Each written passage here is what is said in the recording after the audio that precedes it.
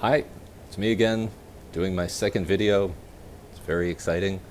Um, as you might know, I published a book last week. It's this, Ibaga Baba. And something very embarrassing happened a few days ago.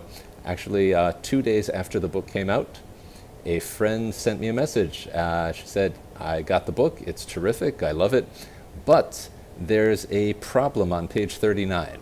I said, what's the problem? She said, there's a grammar mistake, which is embarrassing. So I went to page 39 and yeah, she was right. There was a grammar mistake. So we needed to fix that. A few hours later, I got another message from someone else.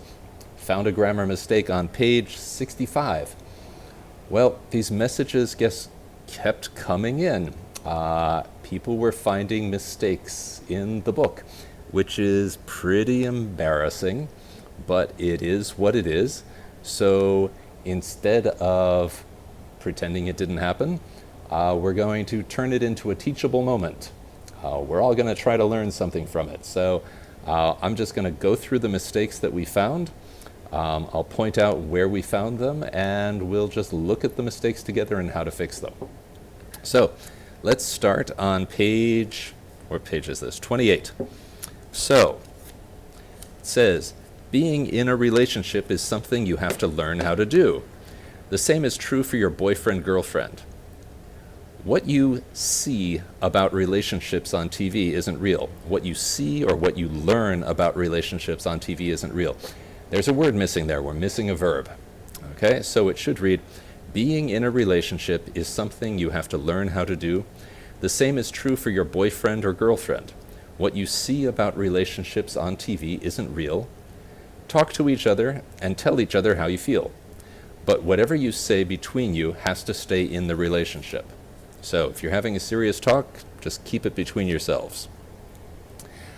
Next one, page 30. Keep your eyes, not you eyes, keep your eyes and your heart open. One day you'll meet a girl who will make you believe in miracles. Okay, so common mistake, but still kind of embarrassing that I made it.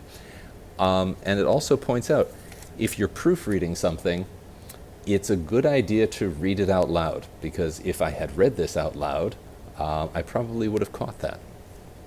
Next, page 39. Teasing is usually a good sign. Okay, so we've switched the order of a and usually, turn that around. Teasing is usually a good sign a girl likes you. But some girls tease everyone and it can be taken the wrong way. If you're not sure, ask one of her friends if she likes you. Next, page 65. A relationship is a two-way street. If your man supports you mentally and emotionally, lifts you up and takes an interest in your goals and dreams, it's not because it's expected of him. He does it because he wants you to be happy, not his wants. He does it because he wants you to be happy and because he's happy to be with you. You have to do the same for him. Okay, next one is on page 82. If you go into a relationship with the idea of changing or saving the guy, you're in it for the wrong reasons. Love people for who they are, not for some person you have in your head. So we're missing a noun there. We're missing person or one, not for some person you have in your head. Next, page 110 is special. It has two mistakes. If you want to know if a relationship will last, see how you two get along during a potentially stressful or unpredictable event. So that word something there, that has to be taken out. That's an extra word. See how you two get along during a potentially stressful or unpredictable event, like a road trip, camping, or a family reunion. If things between you get rough or strained, that's not a good sign. Then we continue down the page. Make every day about the person you love. So every day, that should be 2 words. Next, page 117. It's good if you can stay friends with your ex, but you both should really be looking forwards, not backwards. You don't have to ghost them, but be careful of spending too, T-O-O, much time with them on the phone or in social media. Next, 123. Don't take relationship advice from your unhappy single friends. Not you, your. Don't take relationship advice from your unhappy single friends. There's probably a reason why they're single. Next, we're on page 131. Don't just be grateful for the extra things your spouse does. So we're missing that word for.